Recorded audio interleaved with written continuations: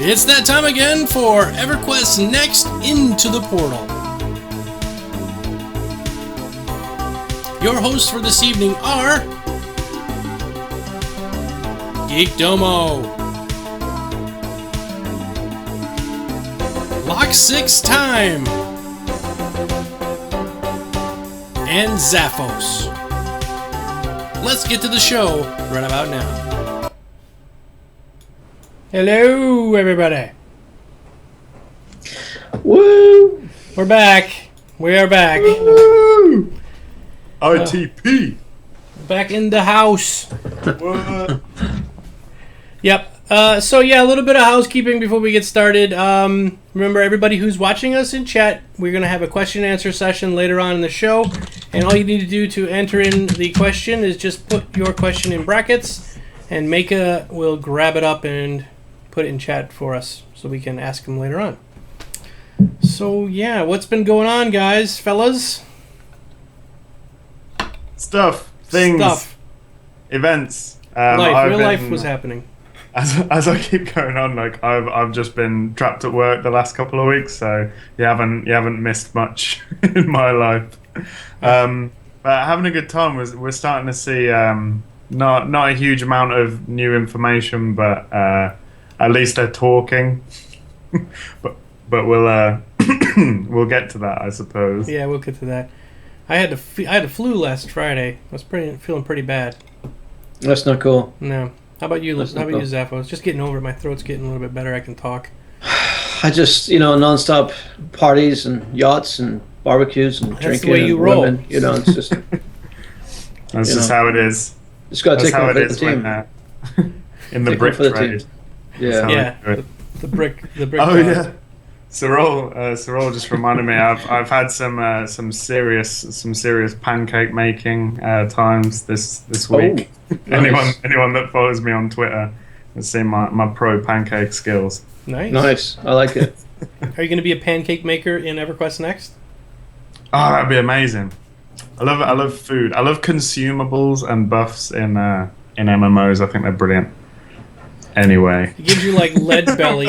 Is that a topic for today? No, not really. No, I love consumables in other MMOs because it's like it's something that disappears and has to like be made over and over again. It's like we were talking about last time with gear repairs and everything. It's a way to kind of it keeps the economy moving. Absolutely. And everything. I'm so ready to talk about it. I'm like trying to find like any avenue. Crazy. You can squeeze it. We'll find a spot. Session. One other thing, though, is tonight we do have to end at 6 p.m., which is in 50 minutes. So tonight we can't do a long one. So we'll try to keep it brief and move through the questions as quick as we can. All right. Well, let's get to it then. Let's get right to it. First up, catching up with EQ Next news. What's come out recently? Big things, big stuff. I suppose the talk of the town should really be the producer's letter. Terry Michaels was nice enough to record a short little video of things that we can expect to hear about over the coming month, which from the time of video gives like three and a bit weeks they've got left. Not long. Yeah. To get out the 3 or 4 things he was talking about, but it did sound very interesting, and it was about Landmark, so I guess that's kind of building towards release, which is great. Another thing, David Georgeson confirmed, there's going to be combat in Landmark, which is brilliant on so many levels. Like even if you're not into PvP, like I've had a lot of time to think while I've been at work, so I've just been going over all this. We're actually going to talk just specifically about that later. It's one of our topics is the combat. Fantastic. So we and the big thing, there was one that kind of upset me where they did the brilliant roundtable video about the class race restrictions. Mm-hmm. Oh no, don't go there. And they explained why from a game design perspective. No. They explained why they made a compromise that they had to make because the game wouldn't work otherwise, and a lot of people. I don't mind people disagreeing. That's fine. Like if people think that it would have been better one way or the other, that's fine. But like the reaction of the community actually irritated me a little bit. Really? I don't normally man. get irritated, as you guys know, but So you liked it? You liked the announcement? I think the way that they handled having to convey news that a lot of people would be unhappy with, and the way that they took the time to explain the difficult decision that they'd made, I think was great. I also completely agree that game design always has to come first. And, looking at the reasons that they had for making the difficult decision that they made, I can't really see how they could have made another decision. Mm-hmm. So that's my very diplomatic way of dealing with that, I suppose. No. Okay, next. Yeah, no. What was the other one they just came out with? The new poll. What was the new roundtable they just came up with? I just answered it yesterday. Oh God. Brain meltdown. Oh, meltdown. Yeah. Fast Is travel? it fast travel? So I think it was fast travel. Oh, I already did a video on that, so I was kind of confused. I think I confused. Like I thought that was an old topic because I already did a video. No, on it. I really didn't get to it because I was so sick. I really didn't get a chance to answer it till yesterday. But or at least put my opinion in on it. If they had just watched my video, they wouldn't have needed a roundtable. There you go. Done. Yeah. This is the one, the responses, like the checkbox responses, I think, could use a little work. Wasn't so bad. I just think some of them was kind of, like I'd like a little bit of this and a little bit of that, and I think that's cool because it facilitates discussion. But I think it's sometimes difficult where someone can point to a chart and go, well, 34% of people said this, and it's like, well, 34% of people clicked that button, but that doesn't necessarily mean that's exactly what they think. And I think there's so much grey area between the answers. Maybe they're doing that on purpose, though. So. Yeah. And we shouldn't even talk about the roundtable because the roundtable really only gets answered by key members of the early adoption audience. Mm-hmm. And when you're creating a game that you want to be, fairly mass market, you want to be, whatever, you want as many people as possible playing. There's a lot of people aren't going to answer those questions until after the game's released. And so I've seen this whole trend recently in games like Marvel Heroes and EQ Next and other games trying to go, PlanetSide 2 even, trying to go down this path of community involvement. What does the community want? And frankly, a lot of times that's a dangerous water to swim in. So anyway, I'd love to talk about that sometime. But yeah, it's an interesting one. Okay. It's definitely a double-edged sword. Especially like I said, when you can put that like numerical value on an opinion. I think that's is tough, but yeah, like you said, early adopters. So I think we've got a lot of the hardcore crowd. We've got a lot of the original EverQuest crowd, and nostalgia is a powerful thing. And they were, EQ 1 and 2 are a fantastic, landmark if you want to use the word games. Yeah, but, sure. It's natural. I think the one that's winning anyway is the one saying it limited travel as long as it involves other players. Was the one they said. It looked like to me that was one that was winning. That was one I didn't click that one actually, because I was thinking because it doesn't say like other players, it says like specific classes, and I was thinking with the multi-class system. I didn't like that so much. Oh, But the one I said was between cities and major player hubs, but nowhere else, because I think like I always talk about, you have centers of population. And then as you move away from like populated areas, it sort of becomes more dangerous. So I think, fast travel between safe areas, like, I could probably live with that. Yeah.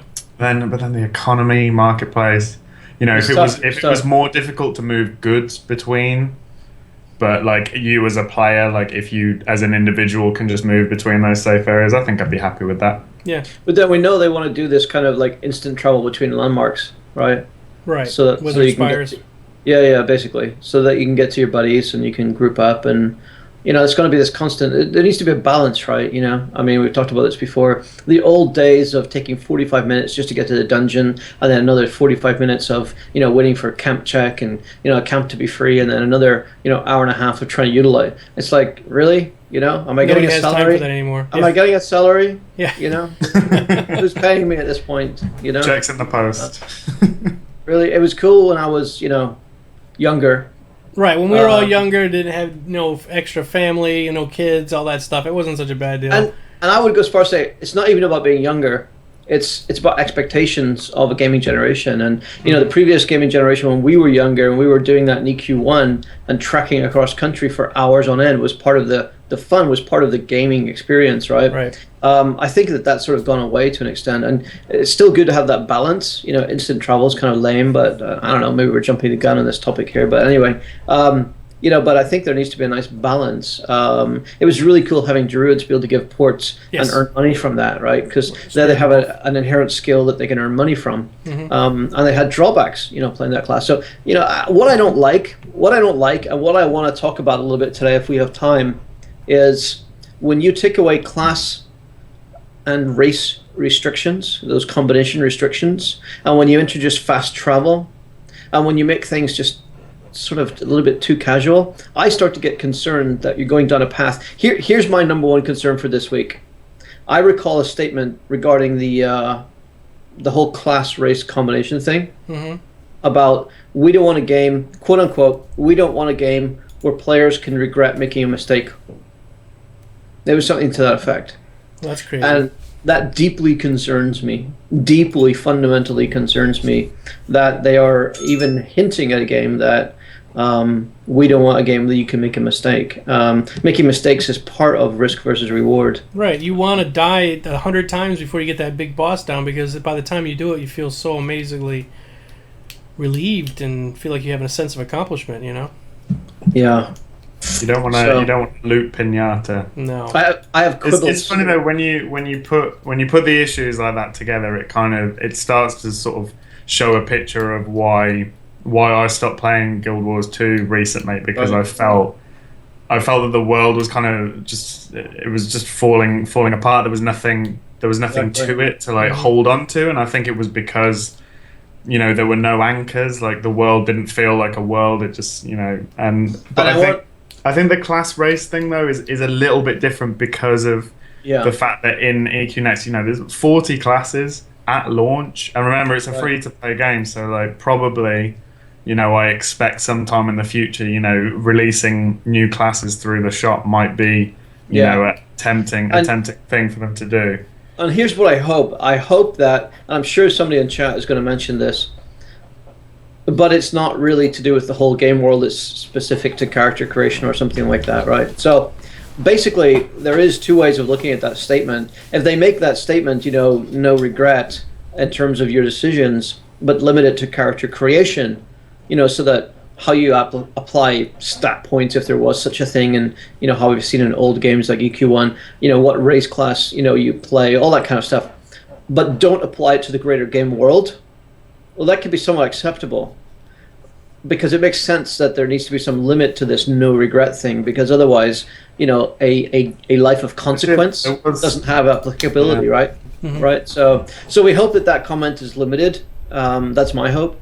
But we understand that a life of consequence and a life of no regret, those two things don't mesh.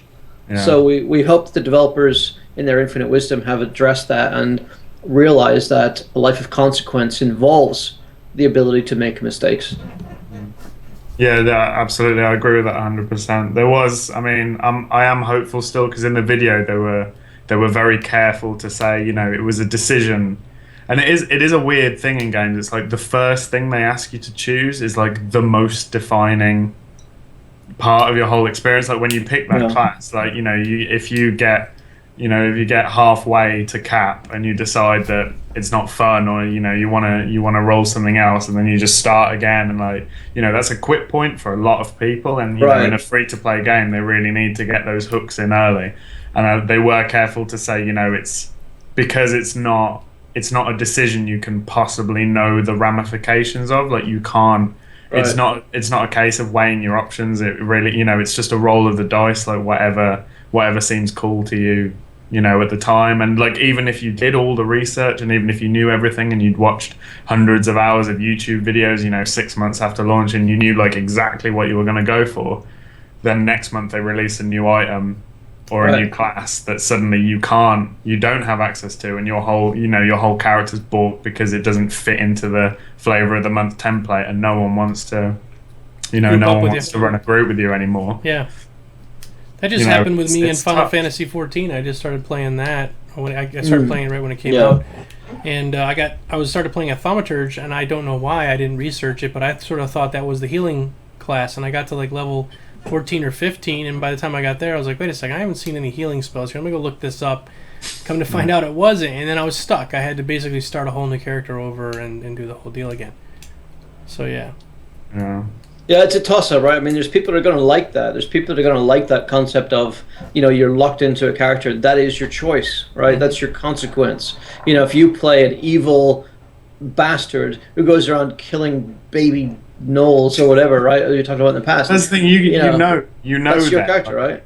And so if they release the do-gooding cleric 2 weeks later, and you're this complete asshat, that's not going to be the class for you. So you can't go off to the merry old cleric trainer and be like, yeah, hit me up with the cleric goodness, because I'm evil, I'm bad, I've killed off null babies my whole life, but I want to go around and be able to heal too because it's cool and it's the new class, and I'm not going to pay for it if you don't give it to me, right? So there's this point where it becomes like kind of lame, I think some players are going to want that kind of restriction because it makes sense from a lore point of view. And I think they're running into lore problems with this idea that there's no class race restrictions, right? Because, I don't know, Gnome, Shadow Knights and all are very silly. So, I mean, I think we've been through some of that in the past with EQ1 and EQ2, but I get it that casual accessibility and the ability to expand on the game system is really, really hard to do if you have restrictions, and players are going to dislike that. But you've got to decide what kind of game you want. Do you want a game that's just, totally no consequence, or do you want a game that's like, well, I've made my bed and I'm going to lay in it, and I'm an ogre, and I'm an ogre who's going to kill null babies, and I'm going to kill elf babies, and I'm going to kill fairies, and I don't care if they release a fairy class because I can't be the fairy class. I'm going to keep killing fairies, And See, I don't think it really is. It's not fundamentally about like the idea of life. That's not what the decision's been based on, though, is it? Like the decision that they made, it's from like it's a game mechanics point of view. Like that's where the decisions come from. It's not because they want. It's not because they want a more casual experience or they think it's gonna be easier or more accessible for people. Like, it's just because they have to allow for the game mechanics to function in the way that they're intended. And like any game, like you release a set of classes, and let's say let's use the big like World of Warcraft. They had race class restrictions because how many classes did WoW have at launch? Yeah. I can't remember, but 7? they have a few classes. 7 sounds about right, but they have a few classes, and then that's it. Like you are like when you pick the class, you are that class, and they can change races, they can change abilities and like balance around those abilities, but they always know exactly what pigeonhole you're going to be in, your talent spec and your thing. But when you're dealing with 40 classes where everyone's got 4 abilities that are freely interchangeable between any of those classes that they can access, balance becomes an absolute nightmare, with that. So they need to have a system where they know what every player has access to, and it doesn't become like a ridiculous number, like the number of the number of atoms in the known universe. You know what I mean? Because it just keeps multiplying with every race, and then every time they add a new class, they have to go, oh well, what races are going to be able to have this and what aren't, and then they get the backlash from that. Of all the people that play one race that want to play that want to be able to get the shiny new class but can't. But I do have a problem with an ogre rogue. It just it doesn't work. Right. But I that's agree. The thing. That's the thing. Okay, you look at it and you go, "Oh, that's weird." It breaks my immersion, whatever. But fundamentally, it might break your immersion, but having those restrictions could potentially break the game. I'm okay with that. I'd rather have like a mechanically functioning game that can be theoretically balanced around like groups and things. Like grouping. Can you imagine like trying to form like a coherent group and being like, oh well, you can use this skill from that class. Oh no, I can't because I'm a froglock and we can't have that class. And you go, oh well, can can you take this ability and that ability? Well, yeah, but then that means I can't take this one. It's an absolute nightmare. It's just, to me, like, it's something that could potentially break the game. I could definitely see this as there's two sides to this argument. I think so. I think there is. Yeah. I think it just depends how they implement it. If they do a good job of the implementation and make it fairly seamless, I think everybody will be okay with it. Yeah. Ultimately, if it flows with the pace of the game and everything feels good, that we'll learn to accept that that's just the way it is. Being an ogre cleric, I guess, there's just certain whatever. Do you think that they bit off too much? Do you think they bit off too much with 40 classes? I mean, that's a lot, isn't it? It's a lot, but I think it's going to work, actually, because I do think that you need to have those classes in this type of a game. The direction that I sort of see the game going in, the vision that I have for the game, I think that that's going to make a lot of sense. I don't think that it'll all be pure. I'm hesitant to say combat classes. There may be a few crafting classes in there as well, I hope. But yeah, I think it's actually good. Yeah, I'm crossing my fingers for that one. Otherwise, I'm going to queue, just queue. Just G quit. All right. So, I mean, no, I think it's going to be really good. I like having that many combinations available because, as you said, Locke, with the way the mechanics are going to work and being able to bring in skills from each of those, but only limited to like 4 or something. I mean, there's a limited skill set that you can bring from each of those, and it's going to make, in essence, a very difficult kind of decision tree.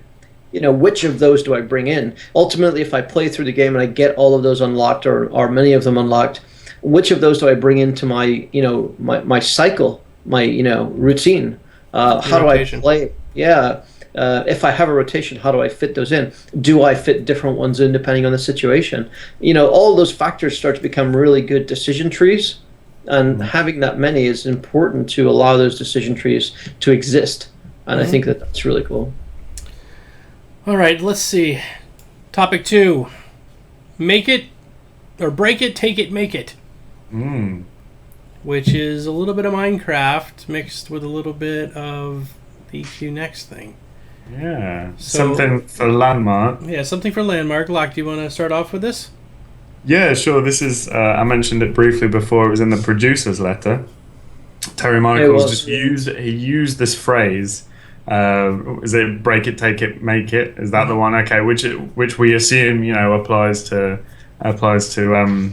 like gathering and crafting. And it's an interesting little thing, it's a little soundbite that's obviously meant to be a tease. So break it, is probably like breaking the voxel that it is. Take it hopefully refers to the way that you carry gather different things. The way that you like hold it on your person. So that could be interesting. And then make it, obviously crafting. I like the fact that they have this little catch-all phrase for the whole thing. That's something I find very interesting because it means that hopefully the gathering, storing, and crafting are all part of like one kind of encompassing system.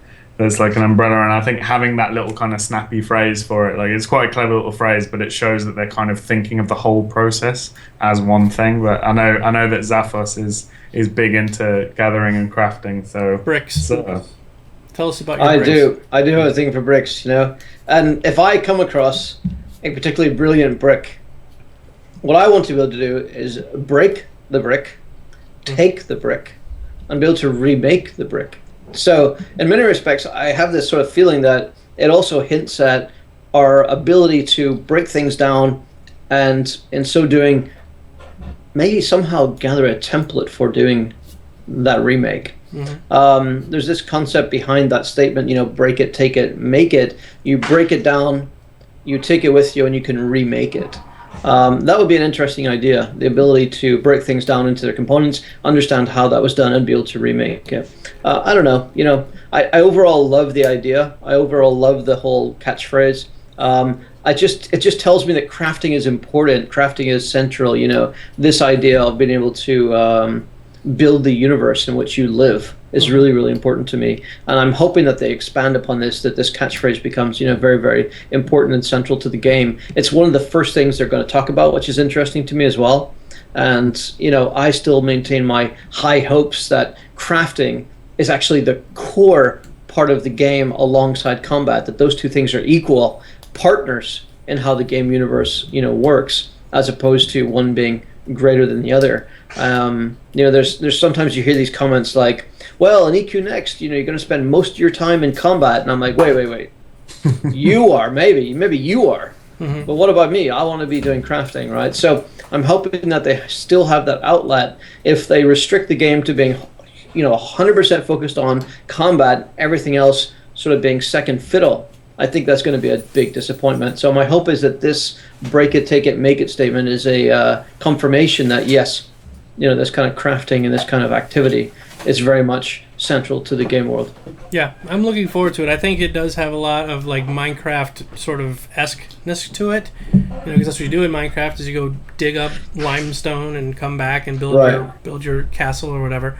This is the amount of breakdown that you can do with voxels is so vast that I can see this actually having multiple layers of abilities. You gather a piece of ore and it's part iron, part gold, and you can separate the two out. And what is this? Like is showing us. I'm getting requests from chat. All right. I'm sorry. No, it's okay. But yeah, so I can see that being sort of a thing for the future. Really looking forward to that. Yeah, I do as well. I love playing some Minecraft from time to time, and recently I had this experience where I dealt with some leashes, and I had to bring back some cows because I needed to have lots of little cow babies.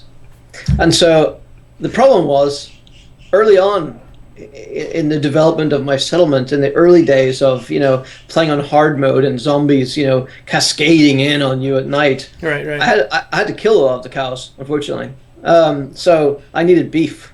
I like a bit of beef now and again, and unfortunately, a lot of the cows in the vicinity near where our base was had died a horrible death. So I had to go really, really far out and bring back. I had to find these cows. I had to take them, bring them back, and make cow babies. And so I think that was actually a fun journey. It was like I think I went through like 4 hours of trying to get these bloody cows back to our base, and then get them into the pen, and the whole bloody it became like this whole cow thing, and cows were mooing everywhere. It was like, oh my god! And then there was one the great falls into a puddle, and and then there was the whole thing of like trying to repair the wall, and then the skeletons are trying to kill them, and the creepers are trying to blow them up, and and they're mooing and mooing and mooing, and it's raining and there's lightning and there's lava, and it became this whole thing, and I ended up having to cull a lot of them. There was a great culling. There was a great culling. I did it with a fiery sword though, so they all turned into beefsteaks automatically. Automatically, right? So I hope to see that.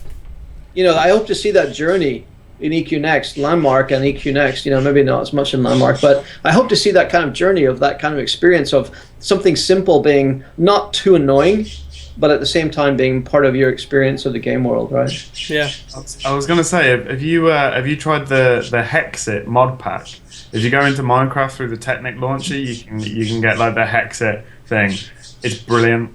Me and my lady friend have been playing it. I've been playing it a lot recently, and it's really great because the whole mod pack is like, it's all about like the adventure aspects of Minecraft. Like there's still a lot of crafting involved, but a lot of it, there's these big like castles and towers and all kinds of dungeons and things that you can go out and explore, and it's procedurally generated, and there's loot drops, but there's like a different type of crafting system which is based on like different types of things that you can find in dungeons, as well as like items that you have to like dig up yourself.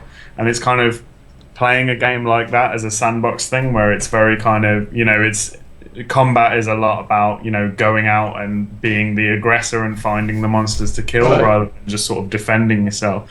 And it's a very subtle change to the Minecraft dynamic, but when you're encouraged to go out looking for trouble, rather than going down into the mine and like just sort of fighting to survive, actually going out and finding the monsters. It's a subtle little difference, but I think anyone looking forward to EQ Next might get something out of it, like maybe an idea of how like a sandbox fantasy Yeah. RPG crafting based, world could work. Yeah. So I should answer an important question that chat have right away, which is, does somebody in the panel have a parrot? And no, there's no parrots. But in my garden, in the Brazilian guava trees, okay, I have Brazilian guavas. There's these bloody birds, and they sit there in the guava trees, and they. So that's what you're hearing. Actually, I have the door open because I was barbecuing, and they're in the trees. So Fair enough. yeah. All right, next. Cool. I think it's nice. I mean, It didn't bother me, but they were like, "You got a monkey geek dome?" I'm like, "No." That's no so monkey. I'm just calling it out. I'm just saying it. They're there and they're doing their thing, and don't worry about it too much. Okay. They're making baby cows. Confirmed combat for EQ Next Landmark. This is strange. We had sort of thought up to the point they released this that what you're going to do in the EverQuest Next Landmark was just dig holes, build stuff, and that sort of thing. You sort of had nobody else to fight or monsters to fight because that is sort of the realm of EverQuest Next, not EverQuest Next Landmark. So, what do you guys think? Brilliant. Brilliant. I love it. All right, tell me about it, Locke. Best Totally, done. totally predictable. Oh, you thought this was coming? I didn't see it coming. Really? Oh, I God, yeah. did. Yeah. I mean, it's kind of been hinted at before, but there just has to be like it. I mean, even if you're not into PvP, like you look on YouTube for some like custom games that people have built with Minecraft. It's so much fun. It's hilarious and it's brilliant. And it could be like a more sort of instance team-based thing that happens. It's just they're so much fun. But as well as that, it opens the door to player-made dungeons being in Landmark as well. And remember, the thing about Landmark is not all of it has to be in fitting with the EverQuest Next world. Right, or you the could build a Starship world. Enterprise. Yeah, people in that game, we're going to be able to build whatever we want, to a huge scale. And if there's like combat elements, if there's like teams and stuff, even if people aren't into the whole PvP thing, you have to say like if people can design like whatever they want with such powerful tools. Like you see how excited David Georgeson gets like whenever he talks about the potential and the possibilities that they have, and because they can put like skins and materials into Landmark that will never see the light of day in EverQuest Next. Like they can do that. They can skin voxels, to be whatever they want. So we could, or they could like turn it over to the players and be like skin some voxels for us, like people that are like artistically inclined. Yeah, we could end up with hugely detailed, beautiful environments that we can then play entirely different games that people have created just using, even if it's a very basic, simple combat like left click to attack, left click to attack, right click to block, combat system. It opens up just look at what's been done, with Minecraft, with those big blocks and like a relatively simple technology. I just think it goes so beyond. It's just beyond, man. We're in the far country right now. We out there in space. It's just exciting. Like even as a total, even if EverQuest Next like didn't even exist, like a tool like EverQuest Next Landmark that has the potential that Landmark has, like just something as simple as putting combat into it, just changes the whole nature of game development. I'm gonna say it now. I'm gonna call it. Someone will make something in EverQuest Landmark that ends up being released as its own game, and they will make money. They will sell it as a game and make money from it that way. Is it going to be an open source? Now, and it's recorded, and however many years down the line it happens, we're going to be able to go back to this video, and I'm gonna be sitting there like this. In my golden throne. Is it open source enough to where they're going to be able to do that though? Could be a brick company. I assume that Sony will be heavily involved, like retain a lot of the right. Yeah. All right, Zephos, what do you think? Yeah, it's good. Sorry, I really went off on one. No, it's okay. Yeah, I don't know. I asked you what you thought. It was like Star Trek. We went down a wormhole. And we ended up in a different quadrant. It was But like, that could happen. oh my God, it was You can amazing. do that. Yeah, I have been rewatching Star Trek Voyager. Yeah, me too. I just finished it about Really? 2 weeks ago. Yeah, I watched the whole Oh series man, again. I'm only on season 3 right now. I'm watching it over again, and you know, it never ceases to amaze me how good it is and how little recognition it got. It got for being so good. yeah. When it was on the air, I couldn't. When I first started watching it, when it first came on, I didn't want to watch because her voice was just so grating on me. But the rest of the entire It's show, so good, so Janeway's good. a boss. she is a boss. That's all I'm saying. Big time boss. 7 of 9. Yeah. Well, when she shows up, anyway. yes, the show changes. Can't wait. I'm looking forward to that part. So, anyway, getting beyond the 7 of 9 fiasco. Now my brain is off on a different tangent. That is a different tangent. It's 2 very specific tangents. And it's fantastic. Too large. Um, Specific tangents. anyways, point being, combat I think was somewhat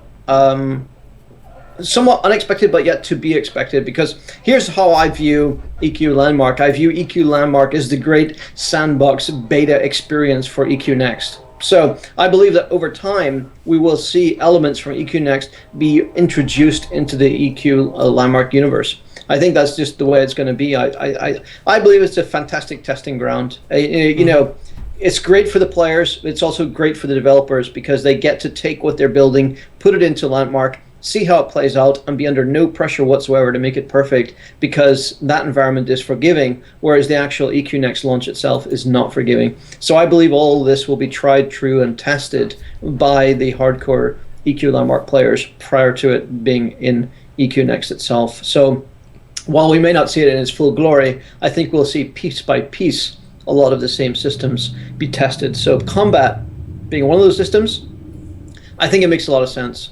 How deep that will go, whether it will be, you know, other classes introduced eventually to Landmark is hard to say. We know there will be the Adventurer class, for sure. which is also going to be in EQ Next. So that's an interesting one. It's an exciting one.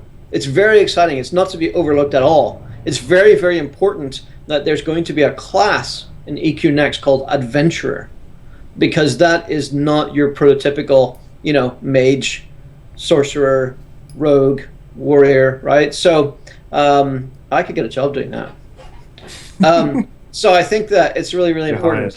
I totally got this down. You got the job. I got a blonde wig. I could get some lipstick. I got this down. So I think that. Sorry. No. So I think that. Yes, I like this idea a lot. I think it's going to be really good, and I think it's totally expected. We've got to test the combat system. We've got to see how it fits in. I think it'll be limited, but there'll be enough of it that we get a feel for how those, you know, little abilities play in and all that kind of stuff. Yeah, the EverQuest Next Landmark is the hot anvil that will forge the EverQuest Next, and it's a good place to do it because all of us are sort of mini developers in our own right. We're helping to make the game, make it better, so that when finally it is released, people will be really astonished at how good it really is going to be.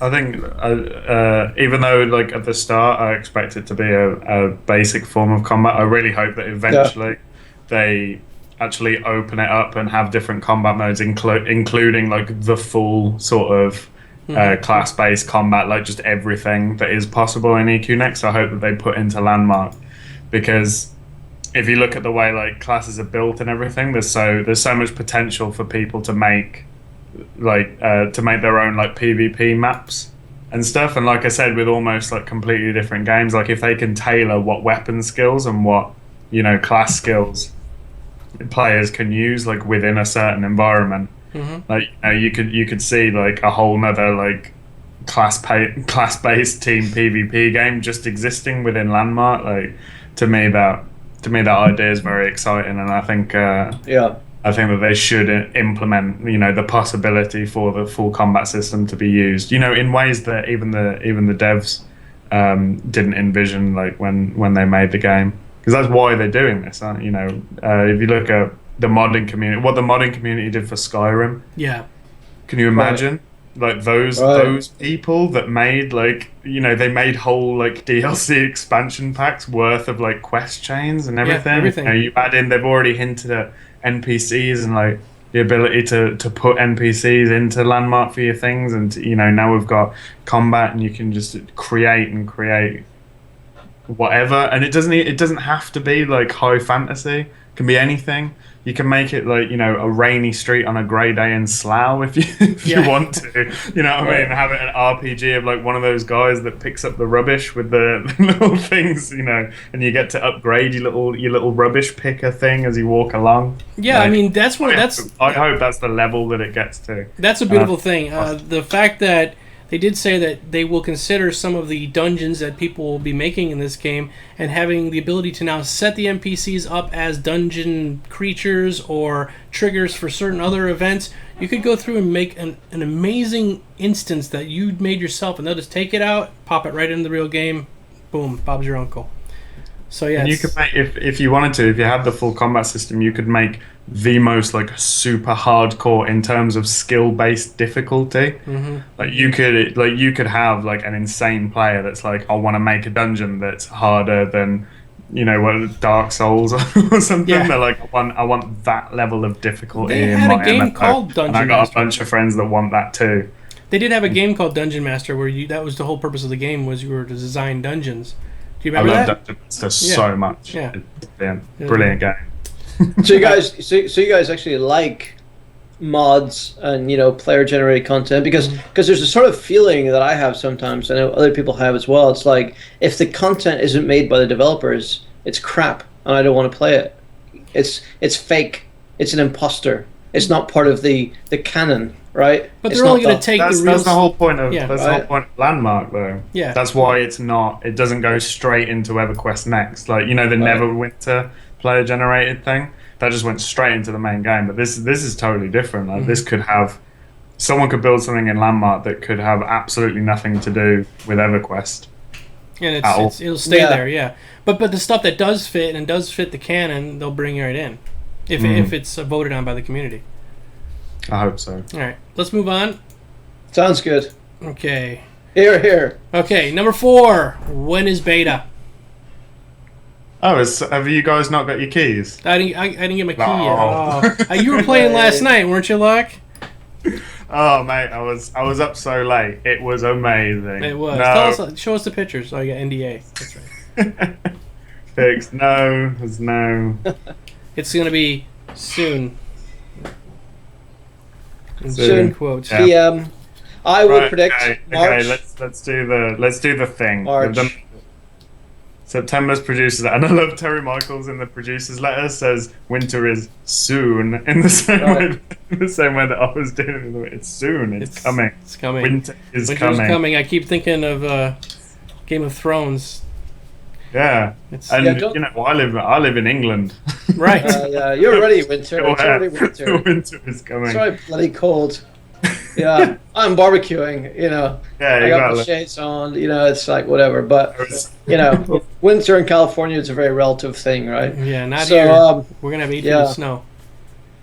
I guess But- okay. Winter is soon. They've announced things that they're going to talk about this month, which they've said is the Break, Take It, Make It, which we assume is about gathering, holding, crafting items. They're going to Yeah. talk about. I've forgotten what he referred to the other thing as, but it was how the world was going to be built and how we're going to move around in it and things. We know that when Landmark comes out, it's not going to be. I don't want to use the term it's not going to be feature complete, because I'm sure it will be like, at the very least a creativity tool in the same way that Minecraft is, and hopefully we'll be able to build on that and find fun things to do within it. So if you look at that as a timeline, they're going to one thing a week that takes us into November, and then do they want people to start playing before Christmas? Or do At they least want alpha. do they want to wait till everyone's finished with Call of Duty, or are they playing to that market? I don't know. I don't know. GTA will pretty much be done by then. GTA's kind of gone. You don't want to leave it too late, because then you're competing with Elder Scrolls Online and WildStar, like not just for playtime but for hype. Right. We know that that ESO is going to have a big old hype train like Steamroll and everything else. Yeah. You know, coming into spring, so you know you don't want to leave it too late. So What were we here's going to what say? January? I mean, no, I'm going to tell you right now. All right, tell us. I'll Clairvoyant. tell you. I'll tell you. Did you go get your cards This read? is the truth. Okay. So, speaking of games coming out, holy crap on a stick, right? So, Titanfall, goodbye Call of Duty, goodbye. We won't miss you, goodbye. Diablo 3, Reaper of Souls, Elder Scrolls Online, WildStar, WildStar, yeah. potential PC release of GTA 5. That, Holy crap! That'll be good. Oh my god! Right. So anyway, we got all that going on. All PS4, that Xbox. milieu, right? All that milieu is going on. I think it's going to be March. I think it's going to be March. I don't think we'll get into game before March. Really? frankly. But that's not I think- winter. I think- Spring. I think it's still technically winter. I think I'll get into game before March. I don't think the average person will get into game March 21st. before March. Yeah, I do believe that that's going to be the case because, frankly, what I've seen so far is absolutely nothing Right. of the game. Right? Right. There has been no realistic footage of a functional game in any way, shape, or form. Even all the stuff we see is the parkour thing, but we don't see an interface. Yes. We don't see All anything. crap. Yeah. All crap. Right? It's all really exciting, but it's all completely and utterly scripted, designed, based on the engine. It's not real, right? So it's for demonstration purposes only. And what I've not seen is a single second of footage of the actual game being shown in any way, shape, or form. Well, they did at the SOE Live. They did have the guys playing the two classes that they had. But bullshit. yeah, it was a BS. So I want to see the actual game being played. I want to see actual game footage. I want to see game footage from a friends and family alpha, whatever. Right. And I don't think they're there yet. I think they're very close with Landmark, with the first iteration. But we need to see at least a snippet of that iteration before I would believe that they're going to open it up to public, quote unquote, beta public consumption. Even if that's a closed beta, I think that there needs to be talk about, hey, there's a closed beta happening. You know, there's a friends and family. Mm-hmm. There's a, we needed Zaphos in the game to test it. With the Freaking brickmaker. beta, right? We need that. We need that guy. Yeah. You know, there needs to be some kind of, hey, you guys are not invited yet, but there is something happening. Yeah. And as far as I'm aware, there is no beta of any kind that's really currently in flow, right? That's why it's maybe I think next Friday we're going to try to bring Trendane in here because he's in the audience right now. I just made a comment. He's a game tester. He's worked for some of the bigger companies, and maybe he has some good insight on what he thinks the lead up to the game is going to be. So maybe next Friday we'll have him on as a special guest. Trendane. Trending. I think it'd be good. I just don't see it happening based on what I know and what I've seen in other companies that develop games. And so I think that they're going to have a hard push towards March. And maybe we see some kind of closed beta, you know, starting at the end of December, January timeframe. Okay. I just think, do you not think it's just going to get lost if they leave it that late, though? I really feel like they're going to have to get something going before That's my hope. It really starts to ramp up. And I mean, I think WildStar with the hardcore MMO community, I think, you know, it could pull some people in, you know, with the PvP elements that they've been talking about. There's a lot. WildStar's this unknown quantity. It's got a lot of just silly, stupid nonsense. It's got a lot of stuff that could be really, really good. It's got a team behind it that should know better than the silly nonsense and should have some of the other really good stuff. So, you know, there's good potential there that it could be an interesting game. The Elder Scrolls Online is going to suck in people that like Elder Scrolls. The end. Yeah. You know, even if it's only for 2 months. And besides that, you have games like shooters coming out, like Titanfall. You know, you have Diablo 3 coming out for the action RPG crowd. You know, I'm going to play Diablo 3's Reaper of Souls. You know, there's a lot of stuff happening in 2014. It's a crazy year for video games. Absolutely insane. 2013 was a total flop, bar a few, you know, outstanding titles. But I mean, 2014 is going to be pretty phenomenal. If it were me, I would definitely want to have some kind of in-progress beta by end of year, but it's not me. They're not paying me the big dollars. No. So. See, I think I'm wondering if the next couple of weeks is when we are going to see the footage that you're looking for, Zephos, because I hope so. if they're gonna be talking about these systems, I think they've got to the point where they need to show rather than just tell. Are we running out of time? Well, We're running out of time. I've seen some tweets. I've seen some tweets being twitted about people are twitting about their what the hell ever they're doing. They're the twonks. That's supposed to sound like a bunch of old guys. Them there twaters or twatting. Say the proper word.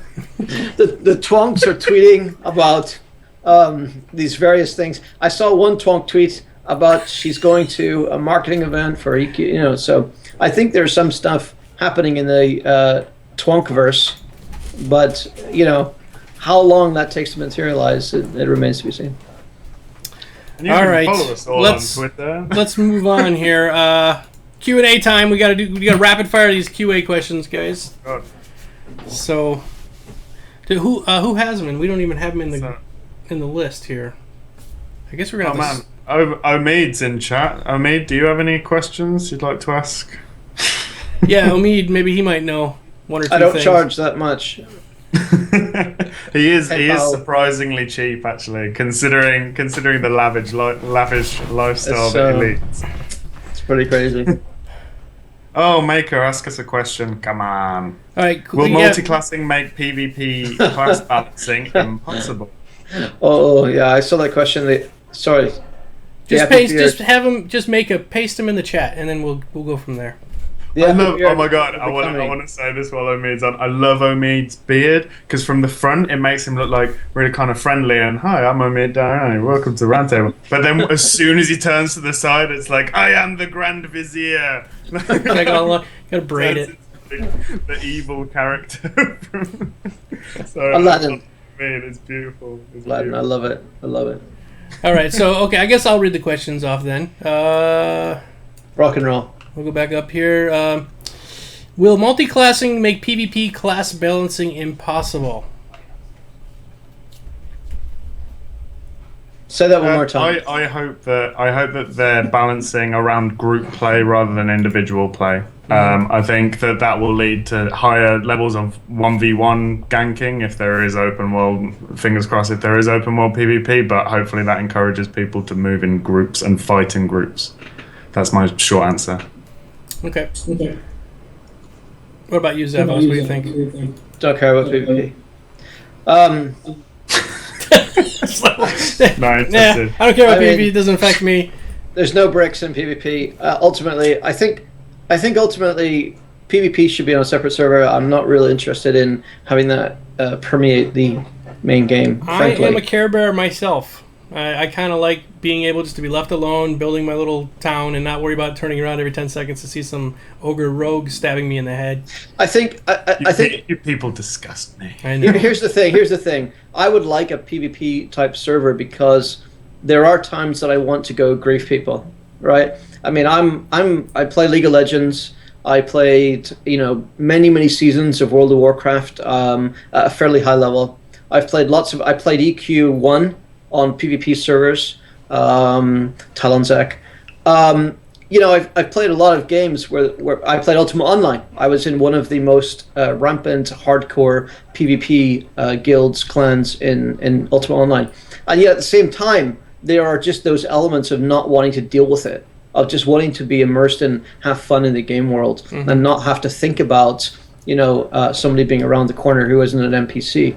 So I think it's nice to have the choice, actually. All right, let's move on. Next question. Just scrolling back through here. Sorry, folks, we didn't have our normal question set up tonight, so we're just have to go the old-fashioned road here. Next question.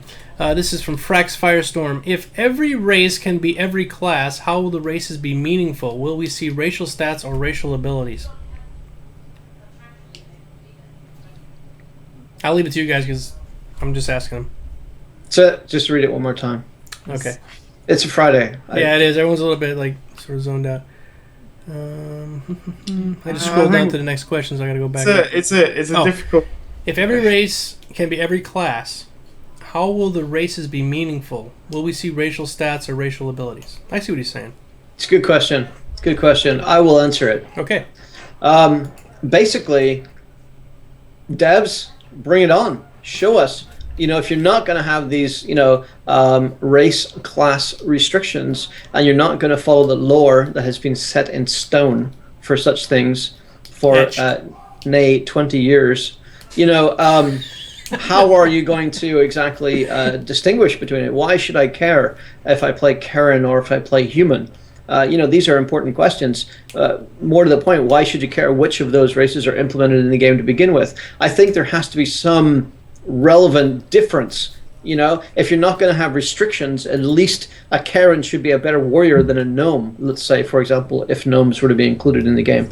I think that is important. We've seen the video footage so far of the Karen and what I believe looks like a human. We've seen some of that, and the Karen one would expect is a better warrior, which is why I'm assuming that Karen is portrayed as a warrior in the pre-beta footage. Yep. All right, we got to keep moving on.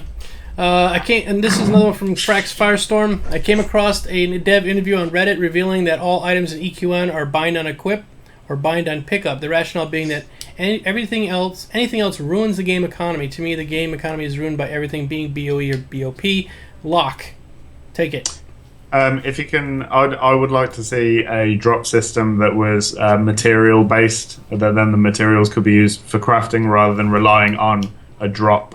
I think with the sheer number of classes, as well as like multi-classing different abilities, people using different playstyles, different roles, like there's no real reason to drop a specific item other than to sell it to another player, and I don't like that. I like the idea of either having to break something down into components, or a creature dropping like a creature specific thing, like the old dragon tooth, and then dragon scale, and then you can make those into specific items that have specific benefits. So like in the way that Minecraft is, the way that works, like if you have a certain item, like its general. God, what am I talking about? Yeah, come on, guys. Yeah, it's general. Nobody knows. It generally does, and like if you add this thing to this, to whatever item, like it'll have this sort of general effect, and then that's how crafting will work. Take different components from different places, rather than just being like, oh, this sword dropped, but it's strength and dexterity, and I need intelligence and agility. Like that's rubbish. It really annoys me. That's fine. I think that we're going to probably have to end it here. There's a couple more questions, but unfortunately I don't think we have time to get to them. But we will be back next Friday, correct? Everybody? Yeah, man. Likely. We're good to go as far as we know on Fridays now, so I think Fridays are going to be our night. This is good for you, Zaphos? Good for Locke? We will work it out. Okay, we'll work it out. So next Friday we'll be back, and hopefully we'll be able to get some more new information. Everybody, make sure you check out EverQuestNexus.com, which is where is our sponsor. And they are continuing on over there. You can chat with them and talk about EverQuest Next there, and it's not as deadly and venomous as Reddit, so it's a little bit safer to chat over there without getting your head ripped off. It's great. It's really good. A lot of really good discussion. A lot of strong opinions, but it's really cool place to hang out. Good people. EQNexus.com. All right. So once again, thank you everybody. Thank you, Locke and Zaphos, for being with us tonight. Pleasure. I will see As you all always. very, very soon. Well, thank you. Good night. Cheers.